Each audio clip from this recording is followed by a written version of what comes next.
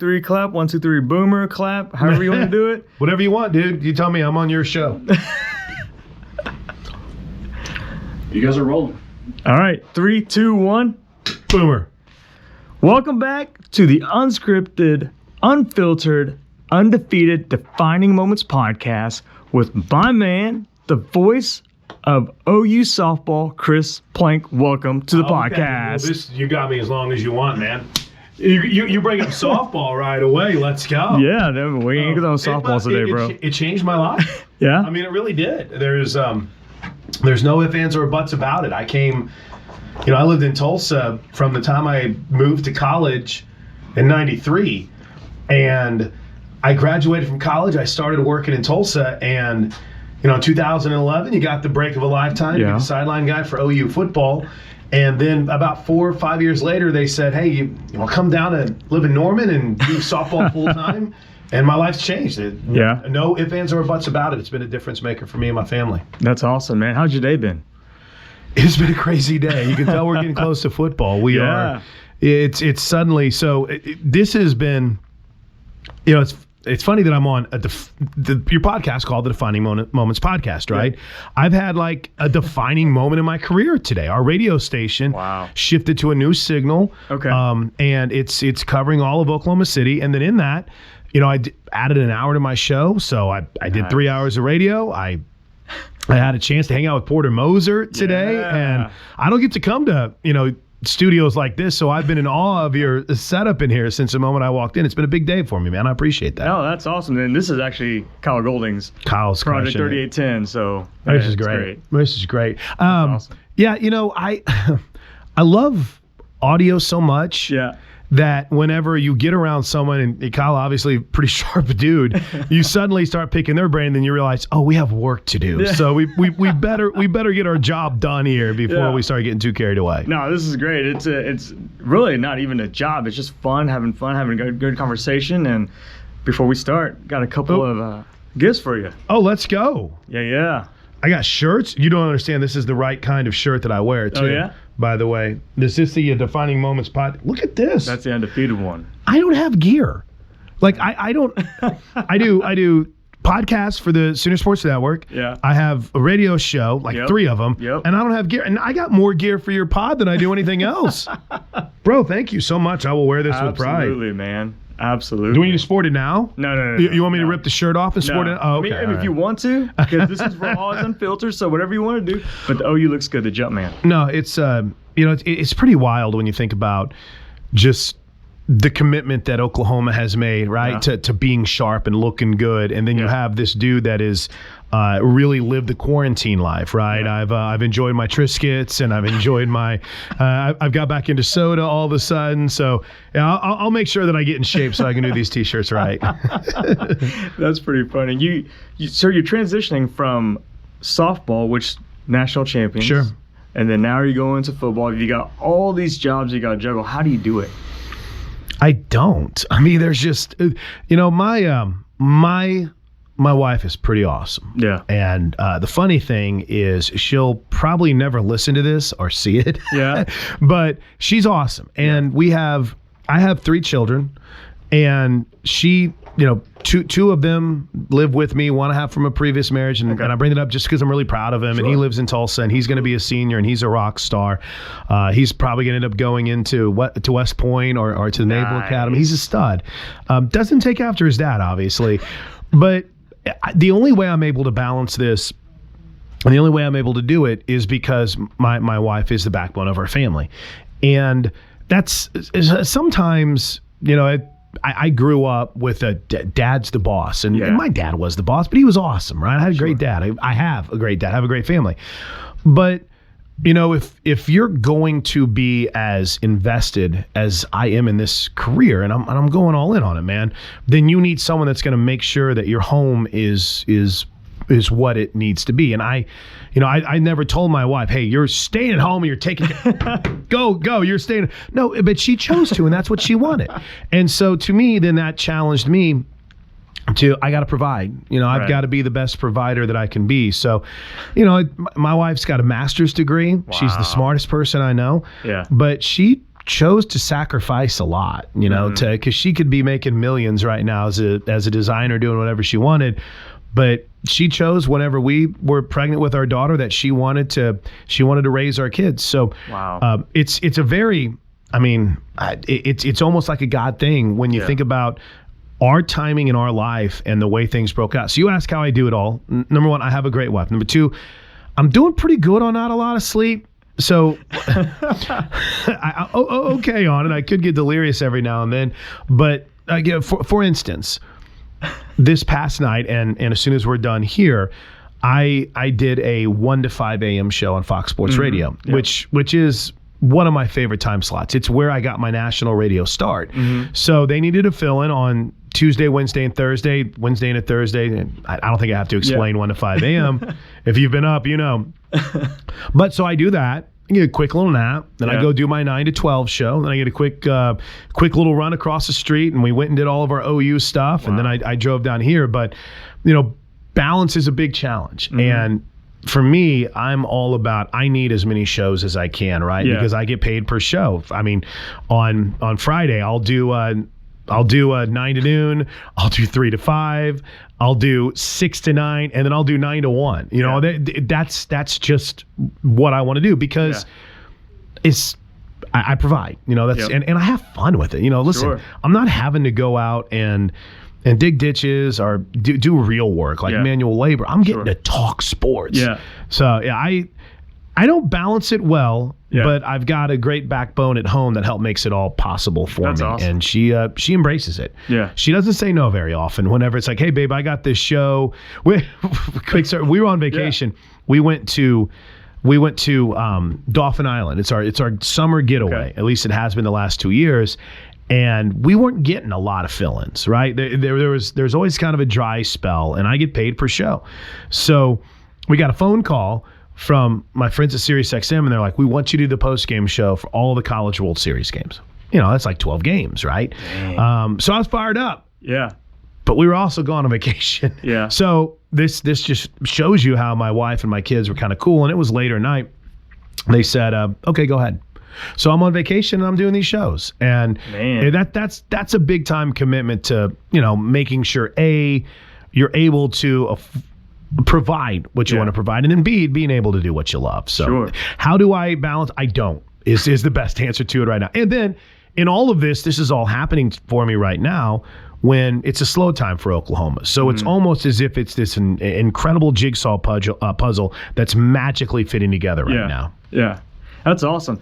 The transition though from softball to football, how do you get your mind going into that type of transition? It's tough, right? Yeah. And it's two different worlds. I love my job. I really do. I mean, job number one is being OU. Listen, if the SiriusXM and the Fox Sports Radio and my local show went away, give me OU and I'm fine. But now my kids who like Starbucks and like to go on they like their horse riding lessons, they might not be happy about it. But in all seriousness, it's funny because it's not just a shift from softball to football. It's a shift from that's my family for from February to June. We spend every minute, even during COVID. They let me in their bubble. They didn't have to let me in their bubble. I could have been the radio guy, and they could have said you're going to do it from home. But I traveled with them everywhere. I didn't miss a trip. Right. So you go from being in that bubble to kind of back to reality a little bit, and then when you start the football season. Yeah, I'm grateful to be in that bubble and to do sidelines again, but there might be a soccer game that you do, and there might be a volleyball game that you do, and I'm very grateful for the great coaches and the support staff that they have at both of those sports and our Sooner Vision crew. So you go from not just living softball, right? To where, my time is with Patty and her incredible husband, Godly Man Jim, and their family, and JT and Coach Rocha. And then suddenly it's like, oh, I'm back home now. It's a little bit of an adjustment. But then you go from Diamond Sports right into football, and then what if it's football could be other sports? So it's a challenging transition just because you don't get to see your friends for the softball team until the season rolls back around. But it's fun. It's taken some getting used to. Yeah. How do you prep for these games? Homework. Good question. You have to do homework, I'm sure. So, here, I know this sounds, I don't ever want to sound like cocky or arrogant, but I know the team, That's great. Yeah, right. So I know Oklahoma.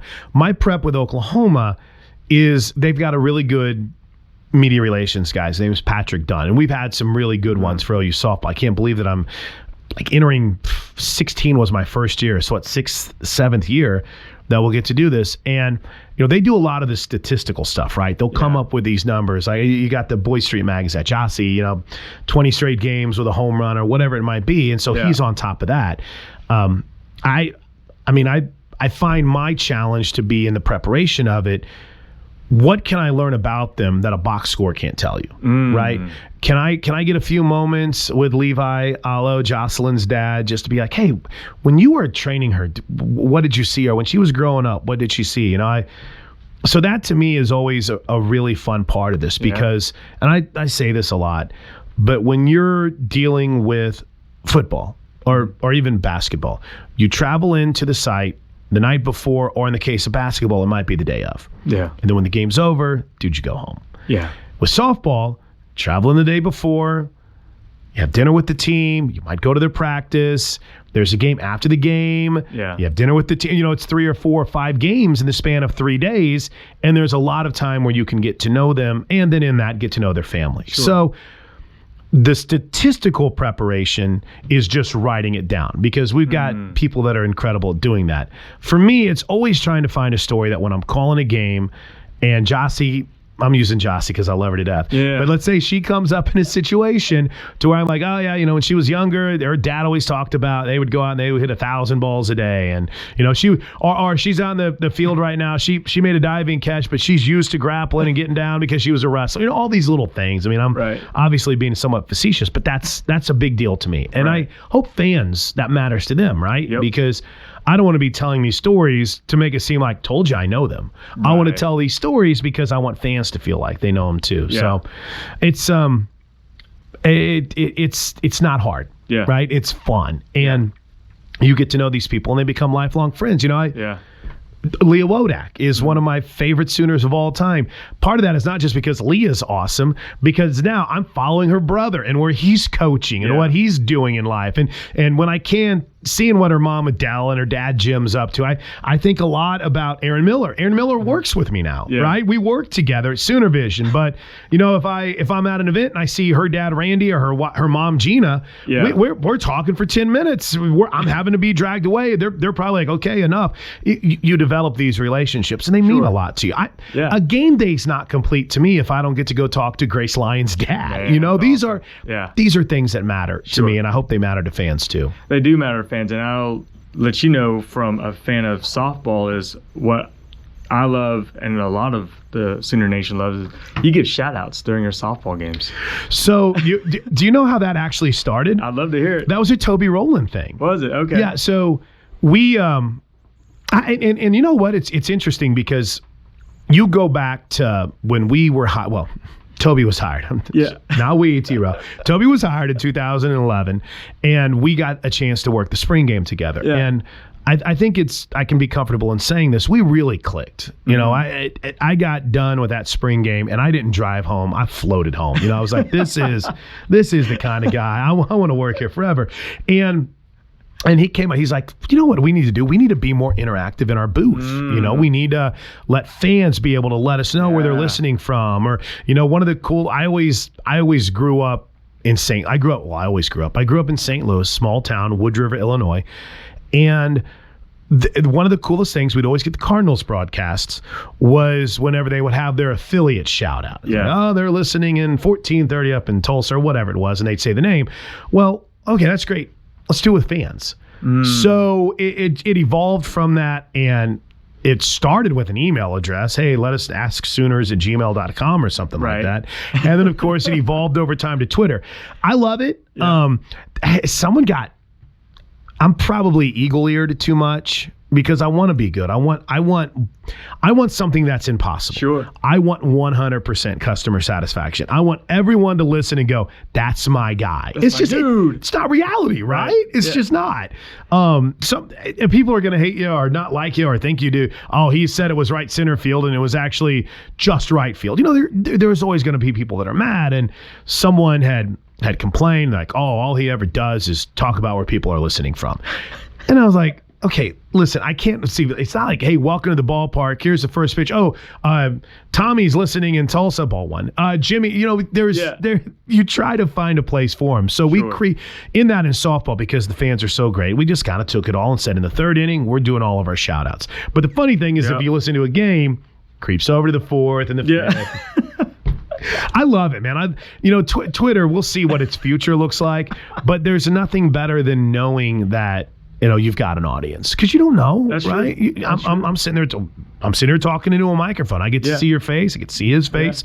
But when you're doing a ball game, you see thousands of people out in front of you, but you don't know if they have their AirPods in, or you don't know who's listening out there. So it's always a good reassuring that, hey, somebody's here and they're dialed into you. Yeah, no, that's awesome, because my friend Claude, we go and clean storm shelters. Yes, I remember. Yeah. Okay, yeah. I thought I recognized, whenever you sent that tweet out, I was like, I know that face from somewhere. And because you guys had seen it when you were doing storm shelters during the World Series, right? That's right. We were listening while we were cleaning, and you gave a shout out, so we definitely appreciate that, man.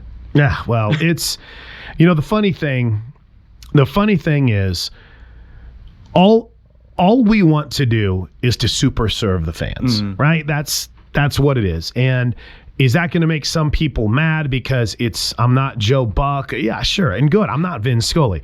But if we can super serve the fans and have fun doing it, man, I'm all about it. Yeah. I love it how you try to go and talk to the players' parents and get some of their moments and upbringing. So my question to you now, what are some of your defining moments in your life you look back, it's like, hey, this is my moment? When I chose to go to the University of Tulsa. Mm-hmm. And that was a big defining moment for me. I come from a small town, 10,000, maybe less. My stepdad's the mayor of my hometown, I gotta tell you. Which he just got voted in, so congratulations, Tom. You're my guy. But I didn't want to leave home. I had a girlfriend that I liked a lot at the time, but I also realized I needed to do something different. I'd always wanted to be a sportscaster, right? And I didn't think I had a good chance doing it just staying at home and going to like Lewis and Clark Community College or enrolling in the Army.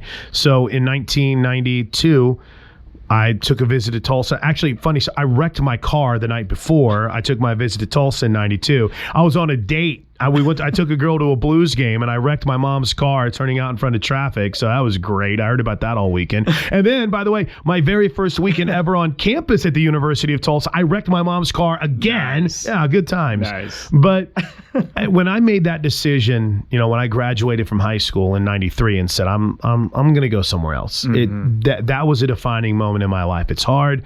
I miss my mom. I miss my dad. When I say they're both alive. I see people that are like, I'm going to my dad's to watch a game. I'm like, I wish I was. I haven't had a chance to be there when my nieces and nephew grow up. And my nephew Kenny was the starting quarterback for a high school football team, right? My alma mater, and I didn't ever go see him play. So, those are moments that you miss. But I'm not probably where I am in life, period. Right. If I had decided to stay home. Yeah. So deciding to make that call, we all have those moments, right? Sure, 100%. Where it's like, gosh, what if I would have stayed there, what would have happened to Chris Plank? And I'm sure as heck not going to be calling the OU games, right? Yeah. So that was number one. I think defining moment number two was the slap in the face after I graduated that ESPN wasn't going to be right there. I had always had this idea that whenever I was done with college, and I was a pretty cocky dude, that I was going straight to ESPN, and it was going to be me and Dan Patrick and Craig Kilborn, and we were going to give all the highlights, and we were going to say in Fuego and Jumanji and all these things that they said, and it didn't happen. And I don't want to say it humbled me, because I just created a new path, right? And I just started where I said, I'm going to do whatever I can get. I'm just going to grind. And that became a defining moment because I realized it wasn't going to come easy for me. I said to myself at 23, thinking I knew everything, you're going to be fine. You got this. Go work in radio. Go sell media services, which I never sold anything. But it forced me to go out and be the person that I became in this business. And then, there's a third one that automatically jumps to mind, and that was when, not just when I got hired by OU in 2011. And when I say hired by OU, want to be specific, hired by Learfield Sooner Sports Properties to be Oklahoma's sideline guy. Mm-hmm. Could never imagine that would lead to, doing baseball games. And then when Toby got done with basketball, I'd be doing sidelines for baseball games. And then it would lead into filling in on a basketball broadcast. Yeah. But as much as that's a big moment for me, nothing was more defining in my life than in 2015, whenever, after spending 18 years in Tulsa and, I do national shows, but there was never that raise that you needed, or anything that let's just say, I can go somewhere here. I got that opportunity to come down here and to move down here. Nice. And I didn't think, by the way, that there was any way my family would be down with it. Mm-hmm. My wife's whole family's from Tulsa. I like Tulsa. I love Tulsa. But when the call came and she's like, let's do it, it changed everything. Yeah. It changed I didn't have to drive an hour and a half, 2 hours to and from every game. And I did something I'd only done once prior in my life, which was move. I never moved, right? I lived in Wood River, Illinois from birth until I went to college in 93. I lived in Tulsa from 93 to 2015, right? Wow. So that was it. I hadn't done it in my adult life, and we came down here, and it's not a massive move. It's not like you went to New York or you went to Wyoming. You're going an hour and a half down the turnpike. But it changed my life because I got to become more integrated in the OU softball program. I got to see what Joe C does. You got to be down here, and it changes everything. So those are three big moments. I'm sure if we sat here, I could filibuster for an hour talking about. So having my kids, my son being born, my daughter is being born. Those are obviously defining moments. But just when you're talking about the career, those are three that really stand out to me. Yeah. If you could go back in time, what would you tell your younger self? Calm down. We're gonna be okay. I was thinking a lot about this driving over because I was thinking about defining moments. It's the name of the podcast, right? And I was thinking about what are those moments, and thankfully, I had a 30-minute drive, which I was late to, by the way. I'm very sorry. But I was thinking about those moments in my career and in my life, and I'm always real big on making fun of those writing a letter to your former self. I'm like, you're Tiger Woods. You're a billionaire. What are you going to tell your former self? Try harder? But in all seriousness, I spent a lot of, I'm lucky I don't have ulcers or high blood pressure or something because, there wasn't a day in my life when I was 23, 24, 25, 26, 27, where I didn't think I was going into work and it was my last day at work. And not like anything tragic, but just I was going to get fired. Right. And that was my life. So I wish I could go back and tell younger Chris, have fun, relax and enjoy this 4 hour of airtime that you're getting instead of constantly during a break, looking down the hall to see if the GM's gone and finally being able to exhale when you're like, oh, the GM went home today. I'm not getting fired today, right? And I didn't even have a cell phone when I started. So that, and then, number two is I think I've done a good job in having fun, but I also think that fun needs to. There needs to be a balance, right? Sure. You need to make sure that your family life is as important to you as your work life, and that your work life isn't more important than your family life, and what you do isn't who you are. And that that goes back to what we talked about in the start. I'm going to drive home as soon as we're done here, and that's going to be the conversation I have with myself is, dude, what are you doing next week? Next week, you just committed to 3 more SiriusXM shows from 3 to 5 after already committing to 3 more from 6 to 9 and already doing 10 to 1 on Sunday night. What are you doing? So these are challenges that I still have to this day, but if I could go back and try to implant that in my younger self, I would say, your time's coming, have fun now. And then the third thing I tell my younger self is when this thing called Google comes out, invest in it because it's going to be huge. This internet that you made fun of those people for playing on the computers whenever you were in grade school, you better go do more than play the Oregon Trail on it. You better learn about it. But I think that, all of us have these moments where we made a decision. There was a crossroad in life. And I've been pretty blessed. I've made what I would consider to be the right call in some of those moments. I don't take for granted that, I have as I've talked about many times, an incredible, and I'm not kissing up. There's no way she listens to anything I'm on, but I have an incredible wife. I have a great family. I had a mom whenever I was growing up that knew what I wanted to do and was going to do anything to make sure I could do it. I mean, awesome. We took on a lot of debt to allow me to go to the University of Tulsa. Wow. So yeah, it's really been an incredible run. Yeah. Speaking of Google, the next big thing is cryptocurrency. Are you involved in cryptocurrency? I'm not, and I'm very dumb on it too. Wait, the funny part about cryptocurrency is all of my new Instagram followers are billionaires in cryptocurrency, but I'm trying, right? Maybe I'll reply to one of them that follow 1,000 people and have one follower right now. But it's there's certain things that you have to confess that you're not good at. Sure. And I'm not good at money management. I'm not good at wealth creation. I'm sure as heck not good at cryptocurrency, but I can spin a hot take or two if you want in the sports world. Nice. Yeah. The billionaires, are we talking about United States dollars billionaires, or are we talking about I've got 10 billion tokens? Because that's a big difference. I don't even know what that means. So I would definitely say billionaire as far as money is concerned. Okay. I still carry cash, all right? So I'm like our buddy Gabe Eichert is like, I don't even carry cash. I'm like, that's all I've got right now. Someone's like, I have Venmo, and then so I had someone, and the only reason I had Venmo is because someone needed to pay me for like a meal I bought them. I'm like, I'll just get it for you. And they went, you got to get Venmo, and I'll pay you. And I got Venmo, and I got like $12 in there. And I did a gig. I did work for Team USA, or not Team USA, the youth softball, the alliance that came in. And they're like, hey, we can pay you. And it wasn't even Venmo. It was something like, I have Venmo. And they're like, well, I don't have anything else. And they're like, well, we have this thing called, I don't know, Future or something like that. I'm like, I don't even know what that is. Just send me a check. So not an area, dude, that I'm very smart on, to be honest with you. Well, if you ever get Cash App, the app, right? It's like Venmo, but you can use Bitcoin to pay now. Just an FYI. You literally have blown my mind. It's like somebody, it's like somebody trying to have a soccer Euro League conversation or Super League. Like, what? I can carry this conversation. I was gonna say you can go with this, and I can just sit along and be your sidekick. And go, yeah, you're right. Let's go. I'm learning though. I'm trying. That's awesome. Take us back to maybe what's one of your favorite calls? Let's say softball. Oh, okay. Take us through a moment, or maybe two moments, and give us the exact call.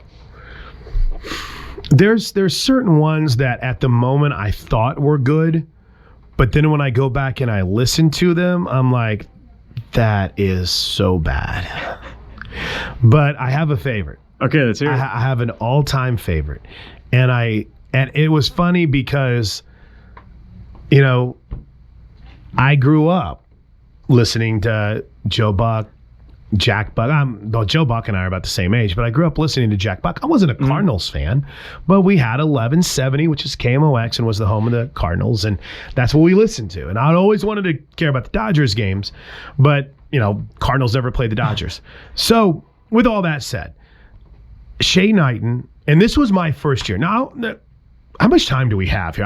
Because I could filibuster and we could be done forever. But 2016 was my first year doing softball, right? Okay.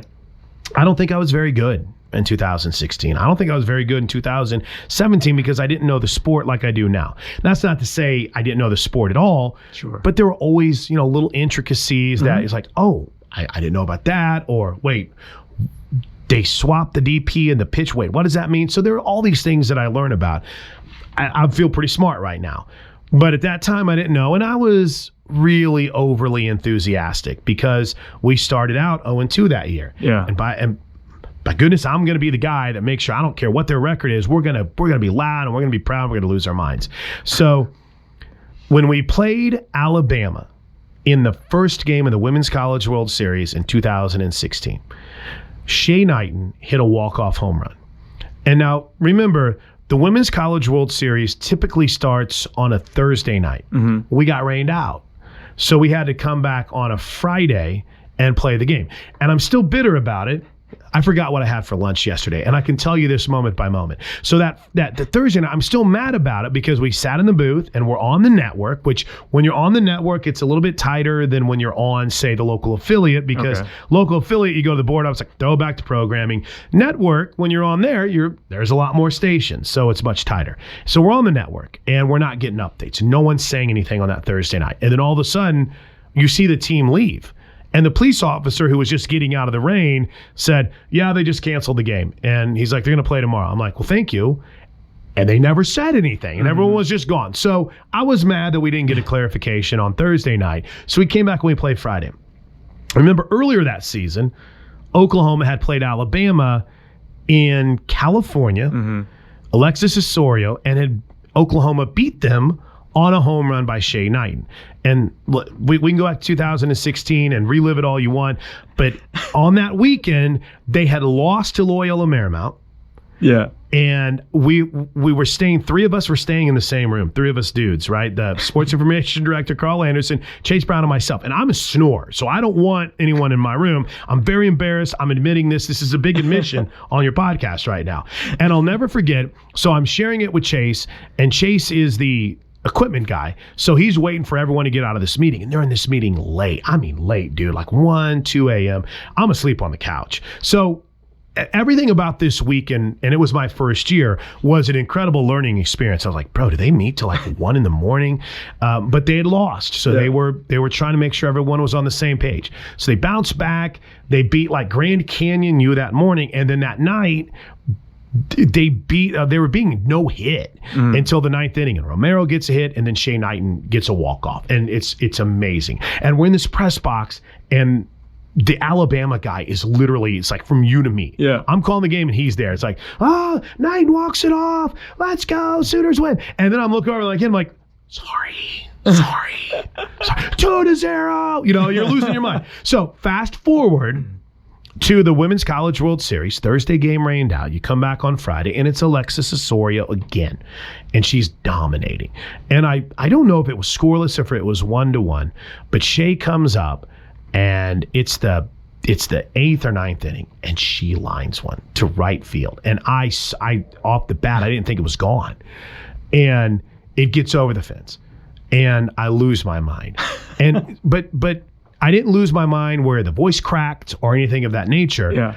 I gathered myself enough to remember that if you win, you get to play the next night, which is a big deal, right? Because you don't have to worry about, then having to figure out what you're going to do that whole day. And I said, and Shea Knighton said, we'll see you tomorrow night. And when I said it, I mean, there was even this moment where I was like, huh? Okay. And then to take it full circle, Jack Buck had said that, Joe Buck had said that, and that hadn't even registered with me. But, and Shea provided me so many incredible moments as a softball player. But that's just one for me where it was that. When it was done and that game was over, I remember, I think Jessica Cootie was doing the games with me, and I turned to her and I was like, they're going to win the national championship. And sure enough, they did. Yeah. The only game they lost was the second game to Auburn, and then Paige was amazing. So, yeah, that's one of my all-time favorites. And, nice. Jossie, this is a little trick. About every other at-bat, when Jocelyn Allo comes up, I say, I wouldn't be surprised if Allo loses one here. Because by percentages, you feel pretty good about your chances, right? Sure. So there's been a couple of times when she's made me look really smart. And they hit so many home runs, it's like you're constantly coming up with different ways to say crushed, creamed, ripped, destroyed, ball so gone. So it's just, it's so fun to cover this team. And for me, I'm a sideline guy, right? I had never really had a team that was my team. Toby's the play-by-play guy. He's the voice of the Sooners. He's the greatest, and he's going to do it for as long as he wants to, right? I'm never going to be a football play-by-play guy. But by God, I got this softball team, and I love them to death, and I hope fans realize how much they matter to me and how awesome. Good of a job I want to do. Yeah, well, you do a phenomenal job, so I appreciate that. Appreciate that. I could talk about more calls. No, I'm just I've got more great calls that I felt like were amazing. What's funny though is the ones that stick with you are the ones you screw up. Yeah, the championship call this year. I'm so mad at myself. I started Toby was at the game, and in the 4th inning they had jumped up, and I'm like, they're not hitting Giores. We're winning the title. Yeah, and in the 3rd or 4th inning, it got in my head. I was like, ooh, you're gonna call a title, and I texted Toby. I'm like, should I write anything? And he's like, you got to let it come from the heart. I'm like, you're right. But when they actually made the catch, I was like, they did it. They're the national championship winners. And that's what I said, which again, isn't wrong. But no one ever says, we're the national championship winners. Yeah. If I would have said they're the national champions or they won the national championship, it's great. But I got so excited in that moment. Yeah. And then if you didn't hear that part, the final call was awesome, right? I feel really good about, hey, it's like the scenic route and all that. But, oh, gosh, you kick yourself on that. I can't tell you how many times, you see a ball that you think is ripped. It's like, oh, there's a hot shot that's fly ball to left, because sometimes you get that perspective and you're a little fooled. But, you remember the bad ones, unfortunately, as much as the good ones. I did the Cotton Bowl, right? That's right. That's right. And, Toby thankfully wasn't sick, but tested positive for COVID. Yep. And I felt like I had a great night. Yeah. But I screwed up the first interception, or the second interception of the game. I said Buki intercepted it when Brian Asamoah did. And I had to go down after the game, and I was apologizing to Brian Asamoah. I'm like, listen, dude, I kicked your call of the interception. But everything else went great. Yeah. So it was, you always remember the ones you screw up. As a sideline reporter, have you ever got smashed? Oh, yeah. Yeah, man, I've been rocked. It's funny because Tom Shores, who's our sideline engineer, said I always have this rule where I look behind me and make sure that I have room to get out of the way. Well, I'm like, they come over here, I'm fine. I always had Teddy and Dusty next to me, right? So you're good. I'm good. But I got rocked pretty hard in the OU Iowa State game this year, And it was funny because Brock Purdy's coming over and I'm going to shield myself. Yeah. And Purdy hits and I kind of spin back and he tumbles. And all of a sudden the whole place is like, boo. And I'm like, oh no. The last thing you want to do is, did my arm catch him or whatever? And then you realize he got pushed from behind. Yeah. But that was one time wherever I was hearing it. And you got hit hard when you hear it in your ear. When you're like, it's like all of a sudden someone hits you, even if it's in your arm, it kind of knocks your head back. And you hear that little ringing. It's like, that's probably not good. My the first year at Florida State, Florida State was running a sweep, and I was trying to, and I got rolled on that. So it's scary at Oklahoma State because there's no room. Exactly. There's no room. Right. But I've been smart enough now to where most of the time on the sidelines, since Teddy and Dusty jumped on the sidelines, and then Dusty went off to crush it on ESPN. Teddy's moved up to the booth now, and Gabe Eichert's down there with me. Yep. So probably around, I don't know, maybe 2015, I realized they don't need me standing over there watching the game. I need to be behind these benches. So I've kind of adjusted what I do on game day. But for some reason, I happen to be right there at the Big 12 championship waiting to get run over by Brock Purdy. But it can get a little bit harrowing down there. It really can. I bet. You don't realize how fast the game's moving unless you're sitting right down there and you're watching it. It's pretty incredible. Yeah. You talk about your defining moments, and you're so exciting to listen to. My question is, what are a couple questions that you wish people would ask you, but no one ever asked the Plankshow? Oh, it's a great question. Some things that I wouldn't mind people asking me so I could tell them about. My kids. Mm-hmm. No one ever wants to hear stories about your kids, but I love my kids. I love to talk about them. And I think maybe more than anything else, because I asked As we're taping this, I just got done doing an interview with Porter Moser. Mm-hmm. Porter's awesome. And I asked him, hey, where does your enthusiasm and energy come from? Because I think we all see he's pretty juiced. Yeah. I don't get asked that. And he's like, oh, people ask me that all the time. I would like to be asked that because I would like to try to think about where it came from. Because my dad's an incredibly low-key guy. Okay. Very low-key, very chill dude.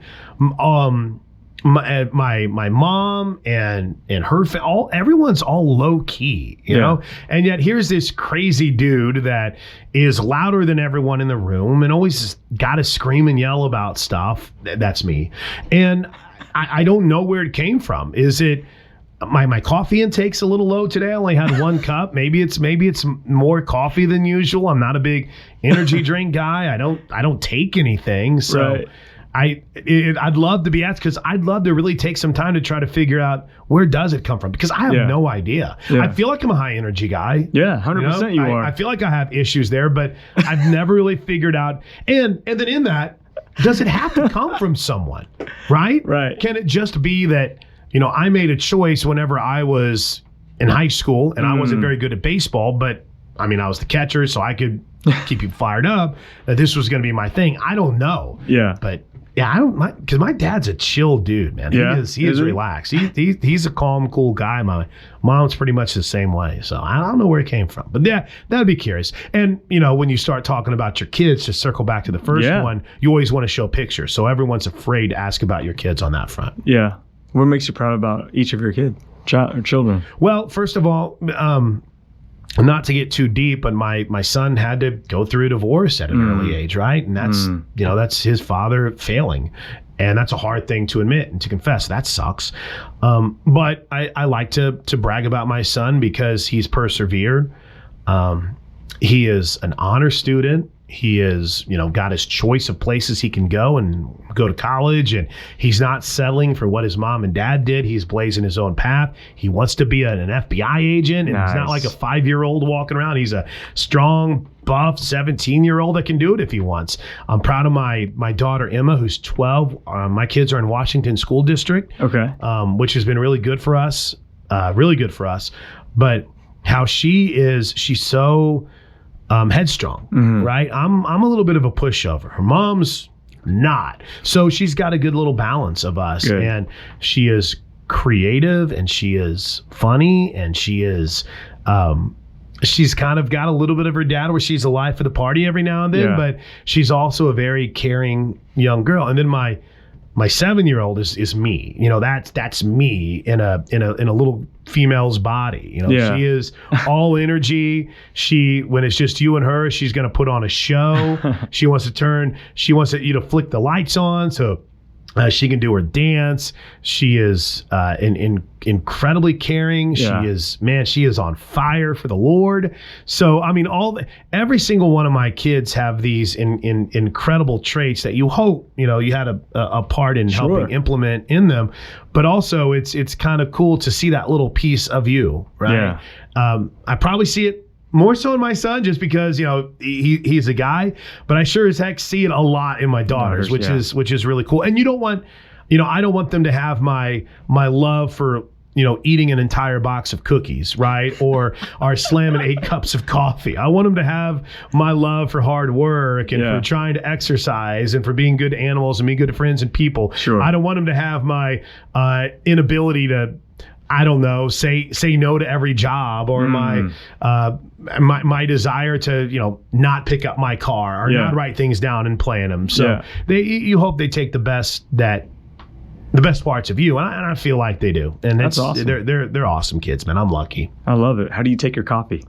All black. Black. How else can you take it? I don't know. I don't either. It's just whenever I go to Starbucks, it's you order a Pike's Place and they're like, "Do you need room for cream?" I'm like, "No, no, I need every bit of caffeine I can get." I'm a big gas station coffee person. I am too. Oh, dude. Yeah. You take me to Love's. I love it. I'd rather have that than anything any day. But no, it's straight black coffee. Yep. Straight. I'm like the person that goes to the fancy brewery and asks for a Bud Light. Just go get me a coffee, and I'm fine. I don't need anything too frou-frou around it. I'm good to go. No sugar, no cream, just straight black coffee. Well, sometime in the fall when football season's over, you should come back up here and we can go to Broke Beer right next door. Yeah, right next door. I never noticed that. Yeah, is that cool? Is it a restaurant or is it a brewery or what is it? Kyle, you want to go ahead and answer this? Tap room. Tap room. Tap room. Yeah. Oh, okay. Fancy. Yeah. So sometime bring the coaches up and we can all just hang out. Yeah. I love it. It would be a good time, man. It would be a great time. We'll be down to do that. Absolutely. Okay. We'll do that sometime after the football season. Game on. All right. All the listeners are going to hear this. Kyle's a witness to this. Yeah, playing guarantee. Now I don't know what coaches will come with me. It might be one of the coaches of my daughter's Little League softball team. That's all right. That's all right. No, but dude, this is fun. I appreciate you guys having me out to do this. It's kind of cool. I don't get to Oklahoma City much. Right? That's awesome. So to be able to just realize why I hate traffic is kind of a cool thing to go through. And no, this is great setup, man. I appreciate you having me on. We're just going to take a few more minutes because I'm no rush. I pulled a script out of your own playbook. Oh, let's go. And I had listeners tweet out some questions or DM me. And one of them is from @BoomerSooner or @1BoomerSooner3.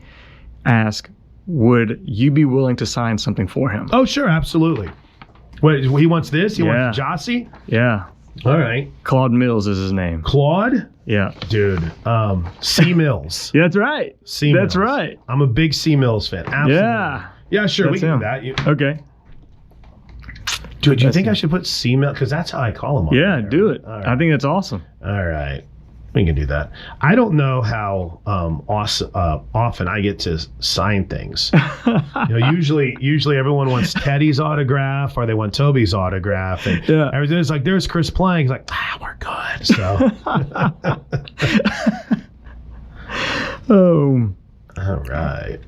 This is from PD Jaramillo #2. What is one player, any sport, that you met in person that was just like, wow, not what I expected?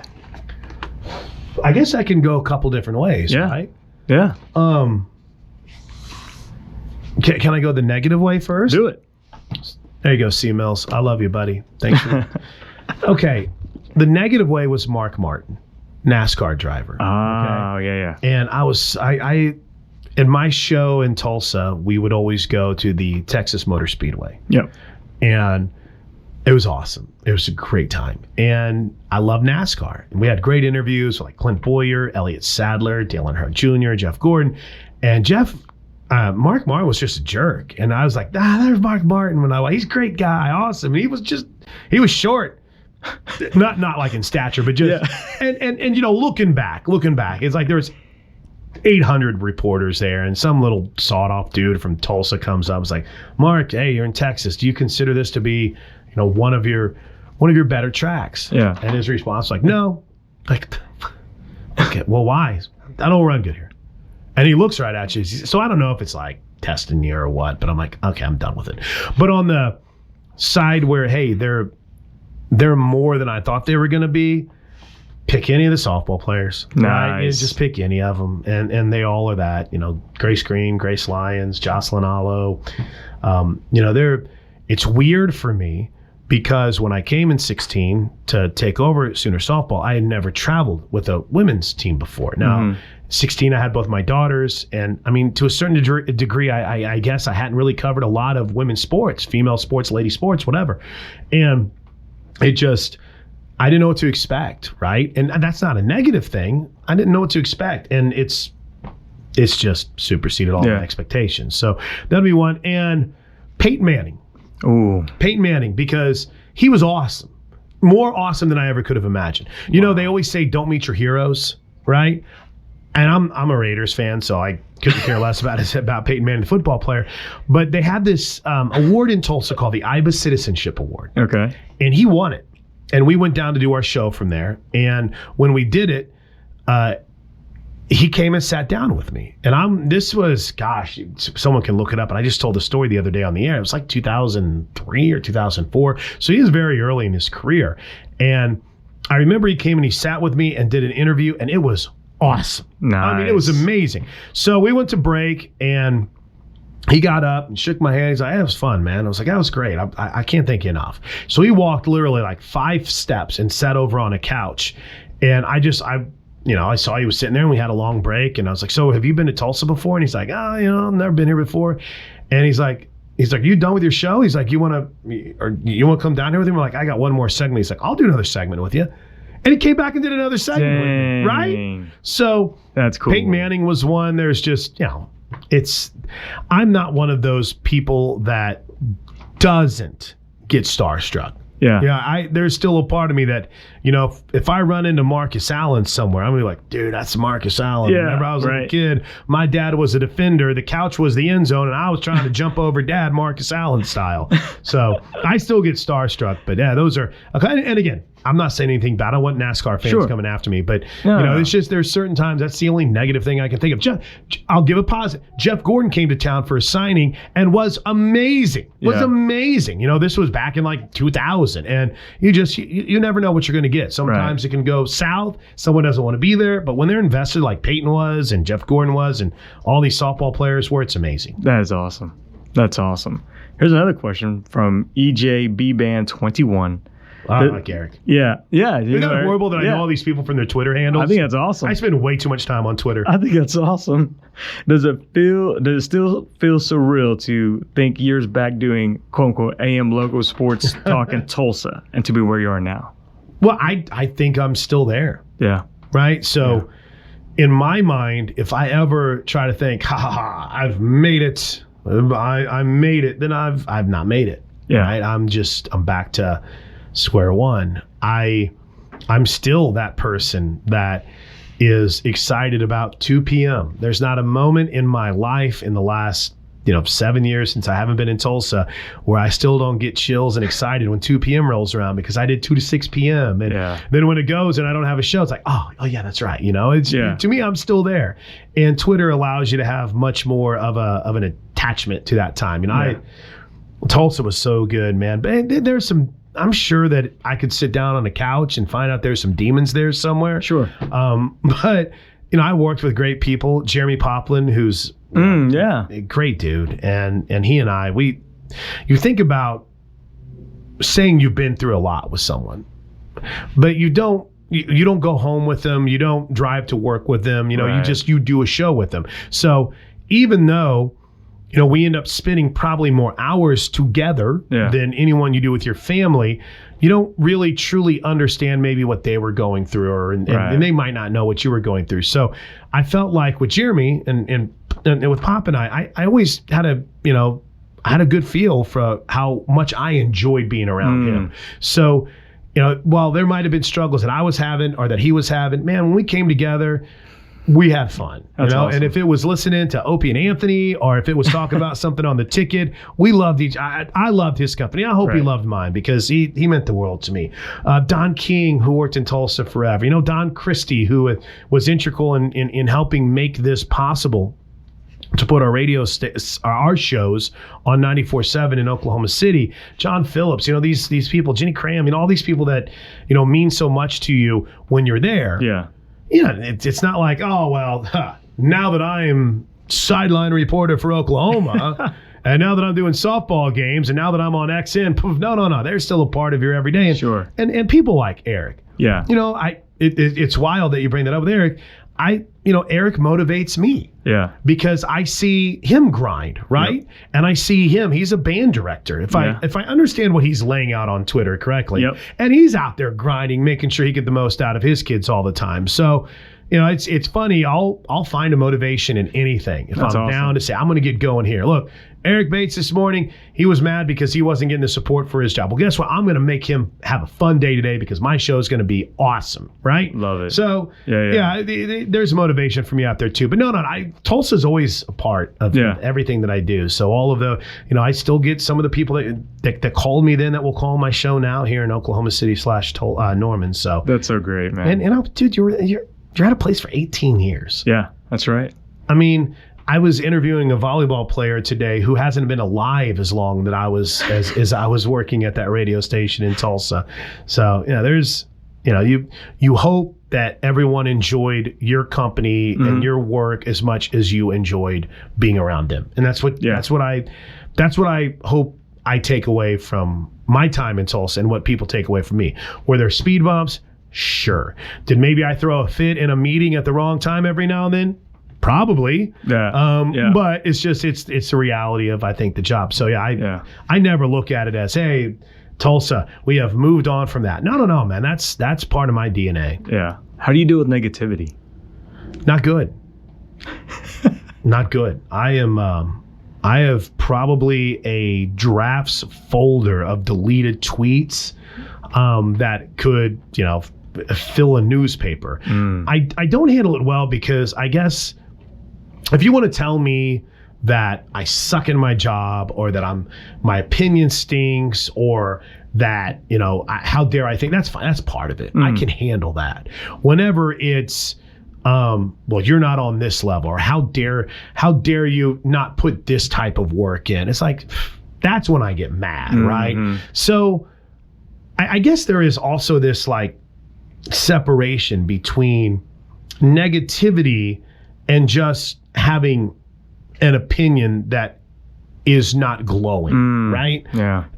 That sounds like you're splitting hairs, but that's how I have to compartmentalize it. Yeah. Right? So, for instance, as we're taping this, I'm sitting in for the Ben Maller show. Ben Maller on Fox Sports Radio, 1 to 5 a.m., right? I did it last night.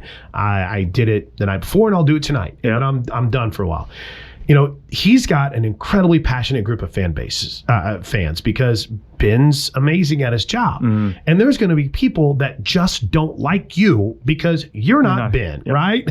Yeah. Right? If I'm sitting in, and I'll use it if I'm sitting in for Toby on his show from 6 to 9, there's going to be people that don't like me just because I'm not Toby. So to me, that's what I'm talking about, where you differentiate from just flat out negativity to not having a positive opinion about you. Yeah. If you are going to question my work ethic, my morals, my way of life, how I handle my job, that's when I get hot. That's when I get, I guess the term would be, triggered. There's a lot of fake triggering in my life, right? If I see a bad sports take, I'll act mad, but I'm really not. It's part of the fun of it. Yeah. But I always try to ask, is this person right? And that's probably not the right way to do it. So if someone's like, you suck, you didn't even put any work into that, I'll stop and I think, is he right? No, he's not right. I just spent 5 hours before we came out here working on this. So I don't handle it well. Right. It's a constant struggle. I kind of look at it as, my constant struggle with organization, my constant struggle with cleanliness, my constant struggle with, being smarter about my car, cryptocurrency, I look at it like that. It's one of those battles that I have all the time because, I sit there a lot of times and I know that a lot of these things come from fake accounts and different things, but it's just, why would you say that? What are you adding to this by saying, what are you getting out of life by saying that? Do you tweet, you suck, I hate you, go die, and then you walk into the other room, you're like, I told him, it's just that's always been a thing. I get mad. I'm a Raiders fan. I spend a lot of time mad, but I'm never like, I hate that guy. I hope he gets fired. It's just, there might be some truth to it, but I understand how he feels about X, Y, and Z. So I don't handle negativity well because I'm not a negative person.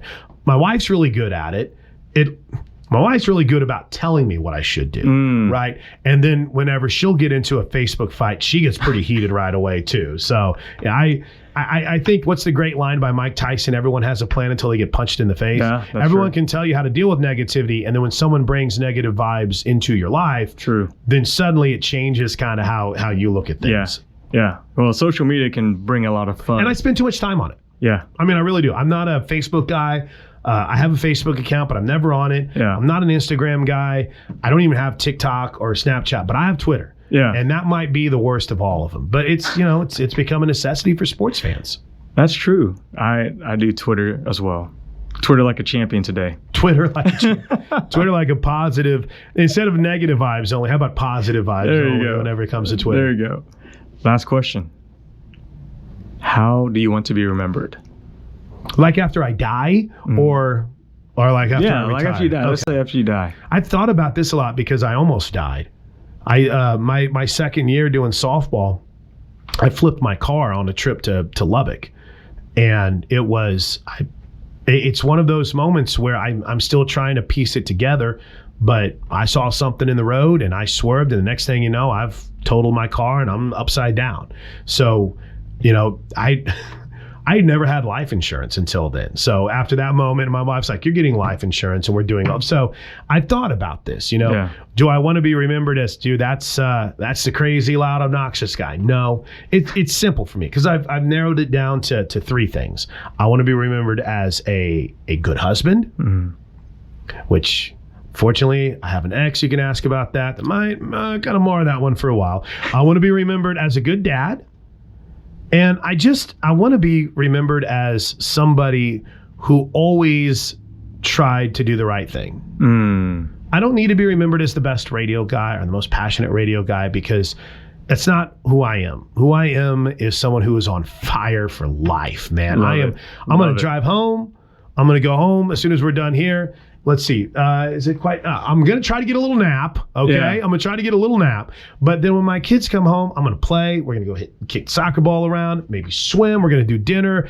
And then I'm going to go do another radio show. And I'm going to be on fire for that. And then that next day, I'm going to wake up. And my goal is I'm going to bring positive energy everywhere I can. So I want to be known as a good husband. I want to be known as a good dad, a godly man in that. Yeah. And then I want to be known as someone that just had a fire for life. That's great. I don't need to be known as the best play-by-play guy because I'm not. I don't need to be known as a good sports talk show host because, the definition of good varies from every single person.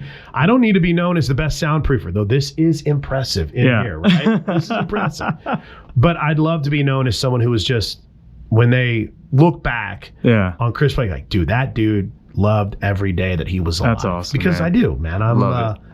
There's nothing about me that is fake.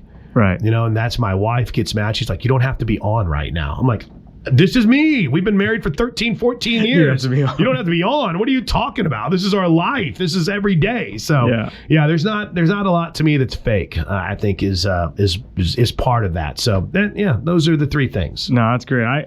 I appreciate the fact that you gave us an opportunity to sit down with you. Well, I'm sorry I'm late. That's what makes me so mad. No, it's fine. I told you I'm working on my organization to be a little bit better on it, but I failed here, and I appreciate you having me, man. This has been fun. I really enjoy it. Yeah, absolutely. How do our listeners and viewers get in touch with you? Oh, my gosh. Where do I start? Are you kidding me? No, I'm kidding. They can call me on my cell phone, which is 918. No, I'm kidding. It's funny because as we're sitting here, I think I've gotten more text messages in the afternoon than I've ever had before. My wife finally texted me back after being gone all day.